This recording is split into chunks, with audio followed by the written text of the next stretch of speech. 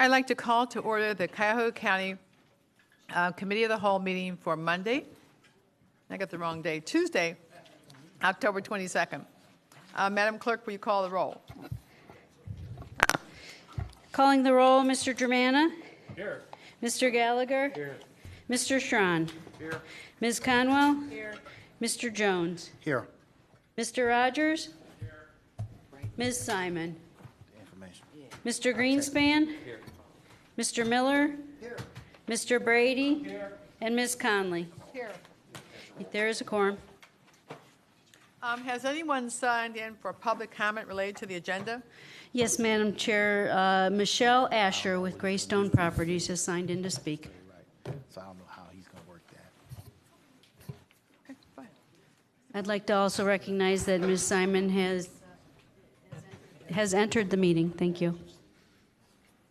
All right, give us your name and make your statement. Hi, my name is Michelle Asher. I'm the COO of Greystone Properties. We own and manage the Halley Building. We are a spinoff. I wanted to tell you a little bit about our company today. We are a spinoff of Weston Incorporated. Weston was formed in 1974 by my father. We're a family-run business. He's been in real estate in Cleveland since the 60s. Greystone and our sister company, Weston, are a family business. My siblings and I were the second generation. We're actively working to bring up the third generation to the company. We have decades of experience buying, managing, and redeveloping real estate in Cleveland. Together, our companies own and manage 12 million square feet in 9 states. 80% of it is within 20 miles of the Halley warehouse building. Some redevelopment examples. Greystone owns and manages Tyler Village at East 36 in Superior, which, if you're familiar with that, it's a 700,000 square feet redevelopment project. We're converting a former elevator factory into award-winning, LEED-certified modern office space. We've brought in companies from the cities, from this city, from the suburbs, and also from out of state. Another example in Midtown, Weston recently bought a building specifically for a tenant. They redeveloped it with a little less than half of what we're contemplating here for the Halley building, and Mace Chemicals moved in from out of state. So this is what we do. You guys also, I don't know if you're aware of it, but you're under contract with Weston to buy the 3 buildings, the Hamilton Garage, the Superior Title Building, and the Marion Building. So we're not a slumlord. We're not a fly-by-night company. We're a family business. We're here to stay. We have an excellent reputation in this community, in the real estate community, and we worked hard for this reputation, so we operate with integrity. I'd like to address some of the specific maintenance concerns from yesterday. Some of the things that have been sort of brought up and maybe not really answered to adequately. HVAC systems were brought in 2002. Were brought by the county from the Brigham building when you guys moved to the Halley warehouse. We maintain them regularly. It's part of our maintenance contracts. Elevators, we have a service contract with a responsive, reliable elevator company. We get the yearly tests. We get the 5-year no-load tests. We have monthly preventative maintenance, and the city inspectors have signed off on all our elevators. The roof. There's 2 roof sections to the Halley building. There's a 6-story portion of the building, and there's a 2-story portion of the building. 6-story portion is dry. It's important to note Iron Mountain, a records management company, a national company, has been in there for over 25 years on 3 floors. That's 90,000 square feet, floor-to-ceiling steel shelves with thousands and thousands of records that have been maintained and kept dry for 25 years. This is where you guys are contemplating moving into, is the 3 floors that Iron Mountain is vacating. The 2-story roof over the Perkins Garage, it was leaking. We have now repaired it. This is what you guys, I think, have been referencing. Okay, your time's actually up. I'll let you wrap up. So. Okay, well, let's see. We do perform routine maintenance at the building. Life safety tests are always kept up to date. We are not just doing it just because you guys are looking at the building now. Fire alarms, we have the contract. We have the yearly tests. The building's fully sprinklered. We have our sprinkler tests done every year. We service the fire extinguishers every year. Standpipes are tested. preventive maintenance is done regularly on the overhead and dock doors. And all those reports have been provided to the county safety inspector who signed off on the building. So when non-routine maintenance issues come up, over our 11-year history with the county, we've been very prompt and efficient in correcting the problem. Okay, if you'd like to wrap up. Well, thank you for your time. Is anyone else signed in for public comment related to the agenda? No, Madam Chair, no one else. Now, procedurally, we discussed this matter yesterday, and we did not take a vote as to vote it out of committee. And if there's anyone else has any other brief comments, I think probably everyone has made up their mind, but I think that procedurally at this point, I'd like to make a motion to move it out of committee and move it to the regular agenda. Madam Chair, may I read it into the Oh, record? yes, sorry.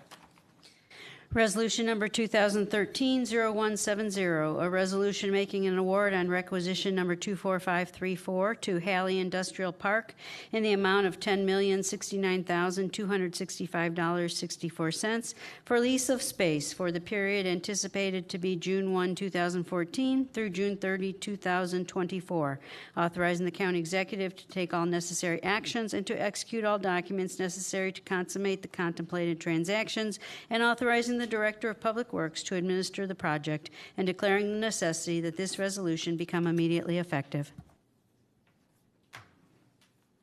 Mr. Gallagher, did you want to respond? Thank you, Madam President.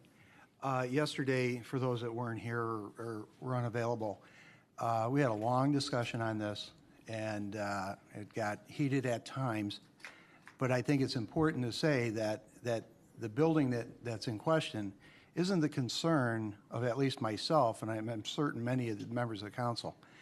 You do have a tenant who's through the county, which is the Board of Elections, who seems relatively happy with what they've received from that building and the services they've received from the owners of that building. That's not our concern. Our concern goes more into the aspect of how we got here, why we got here, and what we're voting on today. So if there's any thoughts out there that it was about the building, at least from my side, it wasn't. It was about how we got here, and the individuals that had put a lot of time and effort into this specific project, and how our thoughts and concerns weren't, in our opinion, taken into consideration. So as far as the building's concerned, I don't think that was the issue. And I spoke with a gentleman from the building ownership today and expressed that to him. So I just want to make that very clear. And if you didn't get that from yesterday's meeting, I hope you take this as an indication that it isn't specifically, at least from my perspective, the building itself. It's what we're looking for in the building that I don't think exists there. So thank you. Thank you, Madam President. I'm going to be supporting this resolution and would ask my colleagues to do so as well, at least to vote it out of committee. The primary reason I'm voting for this is this is the way to save taxpayers' money. And for whatever reasons council members are reluctant to support this because of communication issues, the taxpayers in this county come first. By voting this resolution, this is going to consolidate leases. This is going to save the county over $800,000 a year, $67,000 a month. The landlord's we're going to have an investment of $2.7 million into the building.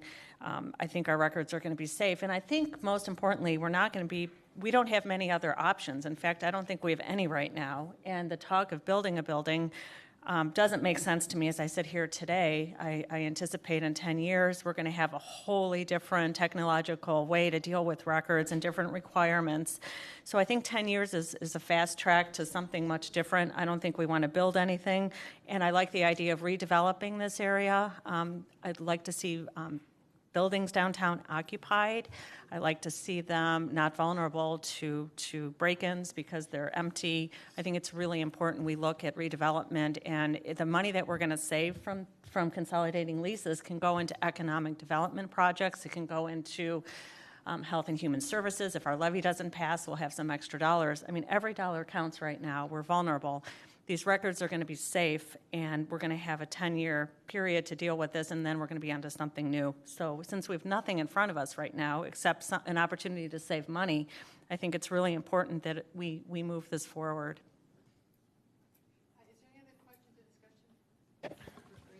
Madam Chairperson, I just want to, just for clarification, I will be supporting moving this out of committee, but I will not be supporting it on the floor. And if we need to have a discussion at that time, then we'll have it. Right, I mean, I think that we have a lot of things on the agenda. I'm sorry. We have a lot of things on the agenda tonight, so I think everybody's made up their mind. We had a brisk discussion yesterday.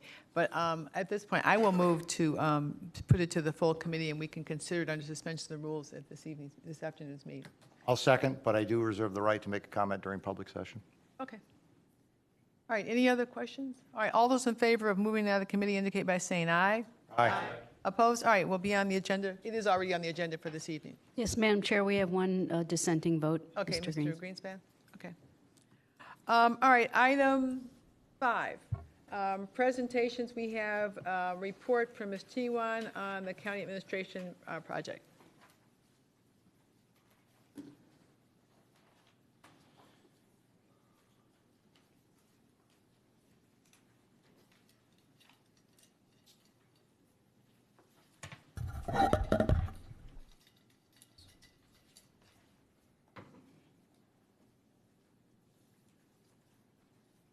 All right. Can we hear that? Sure it is. I just didn't talk into it. Thank you. Bonnie Tewan, Director of Public Works. I was asked to give an update, as I will periodically, on where we stand with our headquarters and the construction. If you've been to that area, you've actually seen some structural steel coming out of the ground. That's exciting.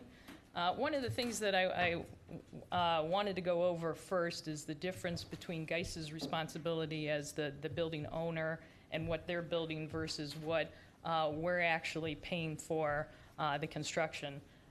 This is a slide that you have seen before in the past as far as Geis's responsibility of the base building, the core and shell.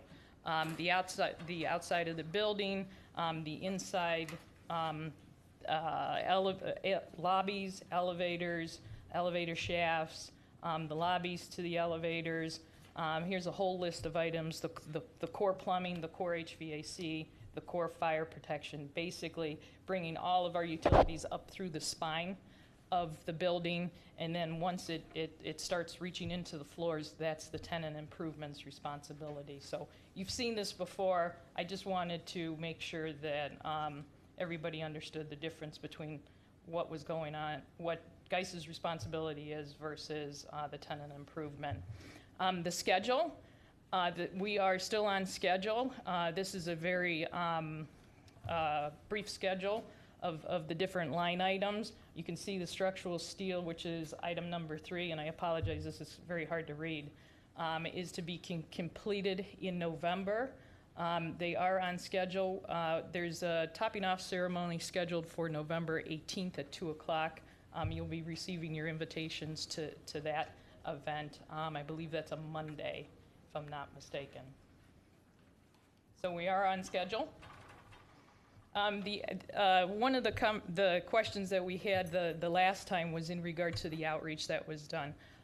Per the contract, the Geis was responsible to hold 2 outreach sessions. They've actually held 3 outreach sessions. The first one was April 3rd, and that was for bidders that were interested in the steel, concrete, and site work for the core and shell.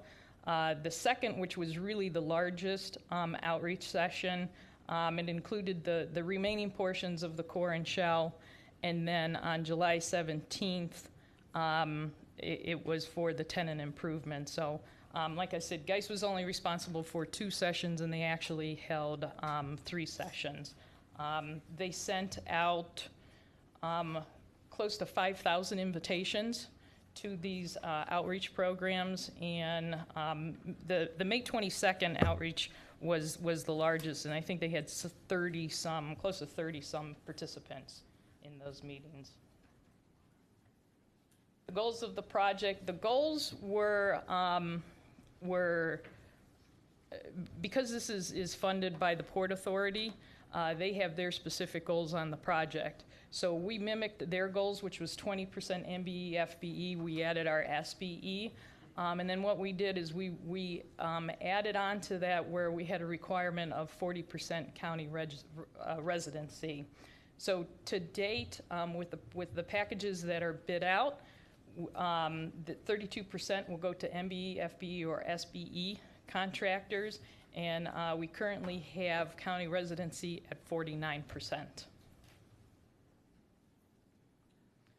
Our total rentable square feet is 222,000 square feet.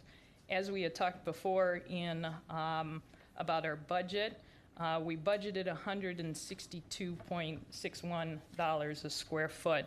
I believe everybody earlier has gotten this sheet that has a breakdown of the GMP. This is the final GMP that has been submitted.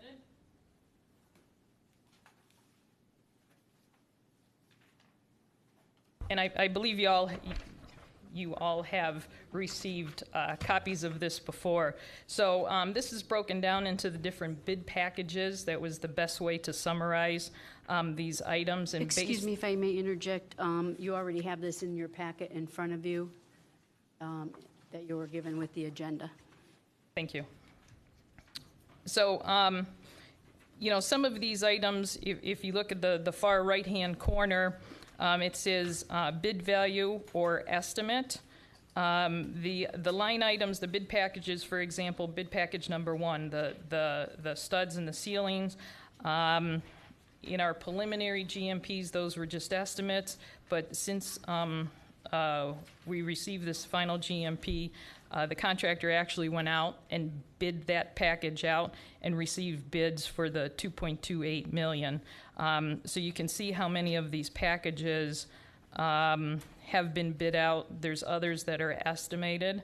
So we feel very comfortable with these numbers. As of now, I shouldn't say as of now, but our GMP was signed off at $159.67 a square foot. If you look at the industry Class A office standards, it's within that range for the GMP. Now keep in mind what a GMP is. GMP stands for Guaranteed Maximum Price. So the contractor is basically guaranteeing that all the work that was provided in our construction documents, that this work will be completed for the $35 million, the $159 a square foot. If he missed something in it, it's his responsibility. So the number can only go lower. It can't go higher as long as we stay within the scope of the project. So getting into a little bit more detail, within that GMP, we've added an allowance for public art. It's $500,000 that we included in public art. Now the process that we will utilize for including public art into our building, because I'm not an expert on public art, within this $500,000, there'll be an expert, a consultant that will be hired to make recommendations for art placement. We'll go through our drawings, we'll go through the building when it's under construction, and basically pick out key locations to put public art. They will also help us commission that public art. And I know that there's emphasis on making sure that art from the Department of Developmental Disabilities is included in this building. That will be part of their scope, is that they work with that department to make sure that their art is included in some of these key locations where we're demonstrating some of our art. The purchasing, the commissioning of the art will be part of that $500,000 for the public art. And because we have a committee, thanks to council presidents, legislation, that all of that art will have to go through that committee and be approved to make sure that we're all on the same board as far as what we want to show in our building. The schedule for that, we fully anticipate that all of the public art is there day one when we open up the building. Anticipated value engineering. Now, I added this because I think I wanted to demonstrate the value of the guaranteed, the GMP, the Bridging Design GMP. URS prepared our designs for us for the tenant improvements. They prepared them for the 75% design. They took those drawings and we gave them to the Geist companies to final the plans to the 100%. With working with the contractor and their designer, they were able to look at some opportunities for savings. And they listed those savings, basically have given us recommendations that, you know, there might be an opportunity for savings in some of these areas. Now, we don't have to agree to all of these, but, you know, we would sit down with URS and look at these potential savings and decide if it's something that we'd be willing to consider. And I can give you an example of, there was a question about the ceiling tiles and the type of ceiling tiles that were spec'd out. Guys came back to us and said, we have another ceiling tile that's not quite the spec that you asked for, but we would, you know, we believe that there could be some savings based on that. URS reviewed it. One of the reasons why they spec'd out the particular ceiling tiles was because of the noise absorption. You know, Geist did want to give us a different tile and save us some money, but after reviewing it, we chose not to do that because it didn't have the same acoustic value that we thought was necessary. But there are going to be situations where they make recommendations, and you know, we would agree to that. So these are all opportunities for savings. And if you look at this, I think there's some pluses in there as far as the pedestrian bridges. Council had asked us to include some of the items for the improvement to the pedestrian bridge. We got a quote from Geist in regard to those items, and this is a good opportunity to take our savings and use those savings for some improvements that normally wouldn't have been included. The ADA upgrades is $110,000. That was an allowance. As you guys know, the county has universal accessibility board just in Cuyahoga County. Their standards are over and above the normal ADA standards. They reviewed our plans. They made recommendations to incorporate their standards. There were some costs associated with that. What we did, this was the initial cost that Geist had given us. We have negotiated with Geist to basically include some of those improvements, but not charge us for it. And we have brought that cost down to about $30,000 with the ADA committee. They should be satisfied with the higher level of standards that we're putting in this building. To the chair, to Bunny, you mentioned 110,000, but then you mentioned the 30. So the 110 was? The 110 is the ADA upgrades. Okay. So that's an additional cost. Okay. But through our negotiation. The standard ADA. We're talking about the initial standard. If there's the standard ADA, which is included in the base. Okay. So the accessibility group, their standards are over and above, which at times add cost to projects. So that 30 would be added to the 110? No, the 30 would be in replace of 110. What we did is we reduced that 110 to 30 because we were able to negotiate with Geist to include some of those over and above standards in their base bid. Now I'm understanding. Thank you. Okay. Question, should we ask questions during or wait? Please. I don't want to ramble. Yes. Then allow me to go back to the outreach portion. I'd like ultimately a list of those who are in attendance and the agenda for the 3 meetings. And I do have those here. I have one copy that I'll give to the clerk, and she can distribute. For each meeting, for each meeting. It's a package that was sent out in the sign-in sheets.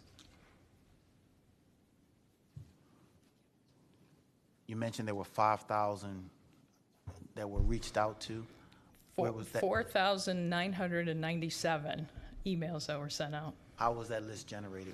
It was generated through our SBE list, as well as we reached out to the city of Cleveland, and they have MBE and FBE. We don't keep track of the MBEs or FBEs, so we went to the city of Cleveland, and I believe also RTA. They maintain MBE, FBE list, and we took their email addresses and added them to our mailing list.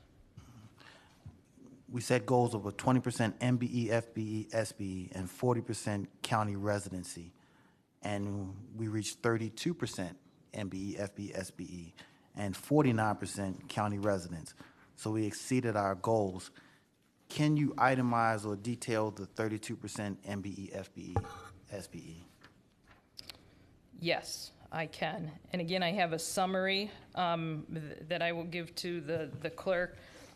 By way of example, the contractor that they chose for bid package number 1, which is basically the rough carpentry, 100% of that company, the prime contractor doing that work is either an MBE, FBE, or SBE, and I apologize, I don't know which one they are. Again, the finished carpentry, again, that the contractor is, the prime contractor that won that bid is a registered contractor. The plumbing contractor has committed to 15% of their work going to the MBE, FBE, SBE. Actually, this number will be higher. I'm just looking at my list right now because our furniture contractor that we at the time of the GMP, we just had an allowance for our furniture. We didn't have a bid, but in the meantime, we received a bid.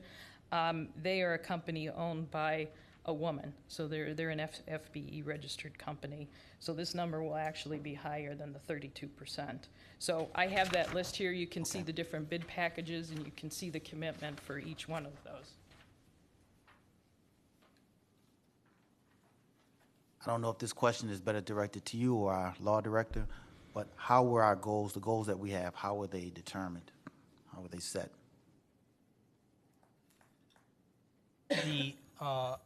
What we did is actually we couldn't ourselves set any MBE or FBE goals because we don't have the disparity study, but we knew because of the Port Authority financing that the Port Authority has the 20%. And actually that's not SBE, that's MBE, FBE, so the obligation to the Port Authority is the 20% MBE, FBE. Does not include SBE because they don't have the SBE program. So what we did is we include, and I'm looking for the memorandum of understanding, I can't find a copy of it here, but we obligated them to the obligations that they had to the Port Authority, and then we added to it the 40% county residency. And the MBE, SBE, the MBE, FBE versus SBE, our experience with it, most of the time it ends up being a wash. When you actually look at our SBEs and you compare them against the registration in Cleveland, you find a lot of matches. But I don't know the specific breakdowns. I don't have the memorandum, at least on the SBE, exactly what we did with it. But we basically knew that the Port Authority was going to require it, so we piggybacked on it, and then we added our local to 40%, which we tried to replicate what was done in the Convention Center and Medical Mart was 40% county residency as well. My last question, part A of my last question. Exactly. Has there been monitoring on the project, and if so, who's doing monitoring? The county will be monitoring the tenant improvement portion of it. The base building itself is being monitored by the Port Authority. I'm not exactly sure what their procedure is as far as the monitoring. Once they get into the tenant improvement part, the portion that we're paying for, we will have county employees that review their documents that actually show up to the project site and review who's working there and, prevailing wage and ensuring that they're adhering to these goals. I'd like to know who's doing the monitoring for the Port Authority, who they have doing that monitoring. Okay, I'll have to get back to you. Okay. And as Councilwoman Conwell said, for the county as well. Okay. But definitely for the port. Within Public Works, we have a person that's dedicated to that. She's our compliance officer. Her name is Celia Jenkins, and she provides that not only on this project, but on all the projects that we administer. And, we do the exact same thing for federally funded projects, as you can imagine. Federally funded projects, you have to be very particular on meeting the goals and making sure that you have the documentation that the contractors are adhering to their goals. So she's very familiar with the different processes. Okay, thank you.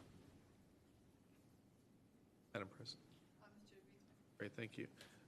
As you know, during the week, there were a number of meetings that were held and questions were compiled. Have you had a chance to, will we get a written response to these questions? I didn't realize you wanted a written response. Or a response. Yeah, I was trying to address them in my presentation today, but I can provide a written response. Well, all right, maybe some I didn't. And let me ask some quickly then, if I don't mind. The $50. Oh, yeah. I thought you were walking away from the podium. Oh, I thought you were walking away. I could if you wanted me to. No. All right, then I'll hold off then. We talked about the savings. We have created a website on our intranet for our employees to look at the progress. There's project photos. There's some renderings there. As the project moves forward, we're going to update this website on a regular basis to keep our employees informed of the progress. One of the interesting tidbits of information that we have is the new neighborhood. It basically shows where parking is in the neighborhood, where there's restaurants in the neighborhood, workout facilities within the neighborhood. It's going to be a whole different environment than where we're at now. So, if you're interested in some of the progress, you go to that website. It's on the intranet for county employees, and there's some frequently asked questions there also. Now that's the end of my presentation. Just a question, why wouldn't we want to open that up to everybody, the entire public, as opposed to just county employees? I mean, that would be, I think, the taxpayers are paying for it, so why can't they see all those same, incremental steps? It just seems to me it would be beneficial for us selling them the good value of what they're getting for their money. That's true. We could open it up. There's nothing there that the public shouldn't see. In addition to what we're also proposing to do is similar to what we did on the Medical Mart is all of the bid packages will be posted. The pay estimates will be posted online for everybody to look at. So it's as transparent as possible.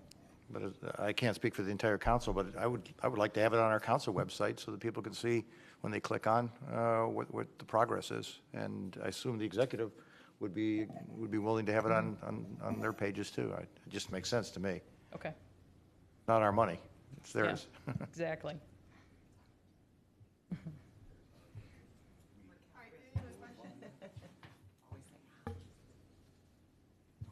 Just these if we're there. Just the ones that we have prepared. Right. We'll get responses to those. Okay, all right. Do you want me to go? I mean, I can go over some of these if you like, if you have specific questions. I think there was some questions about change orders and work that is to be performed outside the scope. So when we look at our GMP, again, it's the guaranteed maximum price. We shouldn't be paying any more than that unless we're completely adding something that was not included in the scope. So we have this guaranteed maximum price. There are going to be savings associated with this because as bid packages come in, more chances than not, those bid packages will be less than what's actually listed here. We'll be harvesting all of these savings. At the 50% completion of the project, we're going to go to GEIS and we're going to say release that money so that we could either use it for other purposes and looking within the scope of the project, or if we choose to use that money for something outside of the scope of the work, we have that ability to do that. I think there's some question as far as who makes those decisions. Any work that's outside the scope of the work, I believe, should come back to the council committee, because we're spending money, we're changing the scope of the project. Perfect example is the additional work that is proposed to be done on the pedestrian bridge.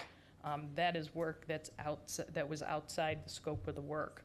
So, council approached us and said, hey, we would like this work to be done. There's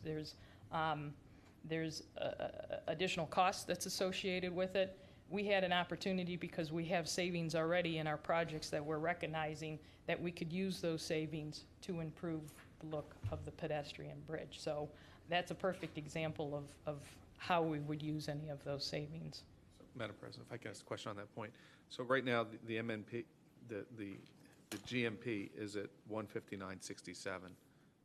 If hypothetically it came in at 158.67, so there's a dollar savings, just for simplicity's sake, 222,000 square feet, there's an extra $222,000. Are you saying that the utilization of any of those funds would need to be approved by this body before it was spent?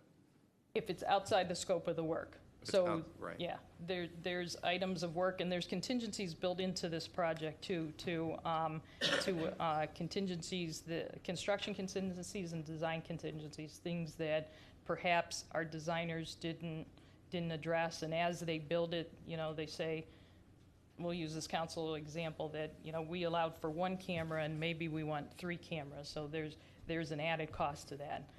That would still be within the scope of the work, but it would be an added cost. Anything outside the scope of the work, by way of example, if we wanted to improve the parking garage that's adjacent to it, that's not that we would want to do that because it's not ours, but if we wanted to make some type of other improvement outside the scope of the work, I believe we would have to come back to this committee. So are you saying, so if the original scope had, use your example, 1 camera, and then the decision was made somewhere to increase to 3, that's not considered outside the scope? It's inside the scope, correct? Because it's a preference. It's you want videotaping within that room. So it's not a change order? Yes, it is a change order, but it's not outside the scope of the work. Don't confuse outside the scope of the work with as a change order. There's going to be change orders in this project, but that's what contingencies are for, that will address those items. Again, this is a guaranteed maximum price. There's contingencies built in here so that we're not going over this price. Okay. Madam President, how many change orders have we had to this point? We haven't started the tenant improvement, so none. None. Oh. We'll start seeing those gray hairs when you see them. Any other questions? Is there anything else you want to add to these? No? All right, thank you. All right, I think we're going to move chairs here and Mr. Phillips. No. She did not complete the list, but she's going to supply us with the answers.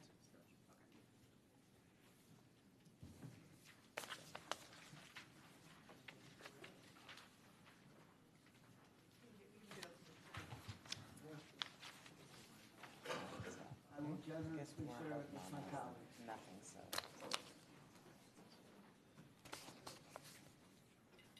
Part of this tonight.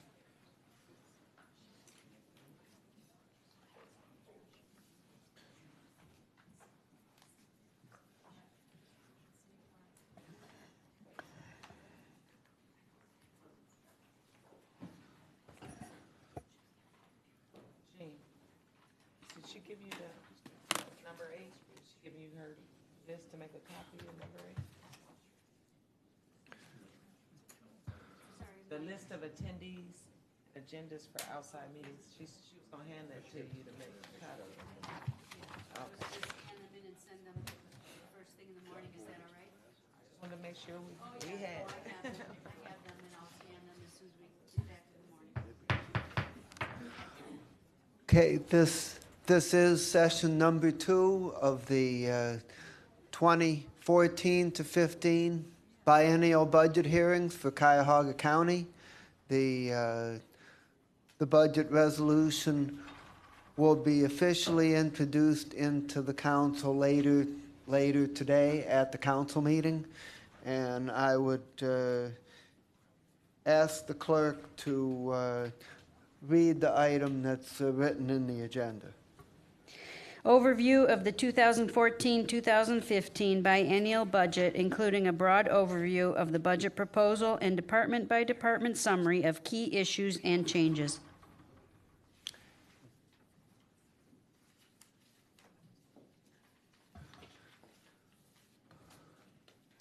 Okay, and do we have anybody who is signed in for public comment for this portion? We do, but the gentleman just stepped out, as Bonnie stepped out, of George Edwards, so. Right.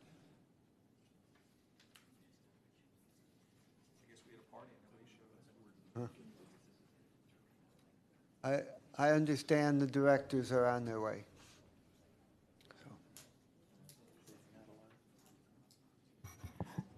Mr. Chairman, Yes. while we're waiting, apparently there was some confusion as to my absence yesterday. And as you know, we discussed last week that I was going to be out of town. So I guess the rest of the county council didn't know that I was out of town.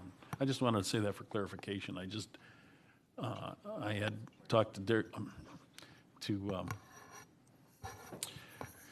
the chairman about the possibility of missing yesterday's committee of the whole and the first part of the budget, and he said that it was just going to be presented and it would not be a problem. So just for clarification, I was concerned about being absent yesterday. Thank you very much for the clarification. Would you please state your name, and you have 3 minutes. Okay. My name is George Edwards, and I'm the founder and president of the Black Trades Council of Ohio. I represent about 500 African American minorities and females in the building construction trades throughout the state of Ohio. I'm here today because of the project in which the young lady who just was talking about, and when I on my way down here, I told myself not to be shocked or surprised that information was not readily presented. And when I got here, that's exactly what happened. I'm concerned about the actual participation of African American minorities and females on this project, but yet there's no numbers that was presented to you at this meeting just a few minutes ago. In addition to that, some of my members are part of the black media, and I got some calls and saying that they were never even notified about the project. So therefore, they're concerned that, one, they have been excluded. I'm concerned from a standpoint of another area, whereas you're talking about a disparity study, and the companies in which are doing the disparity study are both out of Atlanta, Georgia, and yet there are companies within the city of Cleveland, the Cuyahoga County, that can well have done a job that this company that you've hired from Atlanta, Georgia, somewhat of the same job. I am really deeply concerned that in our area where the economy has went down, that you have selected companies from out of the state rather than going from within. I know you have your rules, your guidelines, and things of that nature, but at this particular time, whereas the economy is what it is, and then when we come here, you ask us as contractors and tradespeople to have certification, insurance in order to participate on your projects, but yet you look outside and you go outside the box and get others that are not here to give them funds that we actually put into the bread box. I'm deeply concerned about that. And I would like to have some answers because it doesn't seem right, not only to me, but members of this community, that others who can come here, get jobs, and feed their families while this community is sit back and have very little to bid on or be a participants as well. Thank you. Thank you very much. I appreciate your testimony. I don't get no response. The process we have for public comment is that it's not an interactive process. Okay. We have you come in and you tell us, especially the questions you raised are not the kind of things that generate immediate answers, but we will take what you've said and consider it. All right. Thank Are you you. the chair? I'm acting as the chair for this part of the program, which deals with the budget. Okay. The president of council is Ms. Conley. Okay. Okay. Thank you. Thank you. Okay.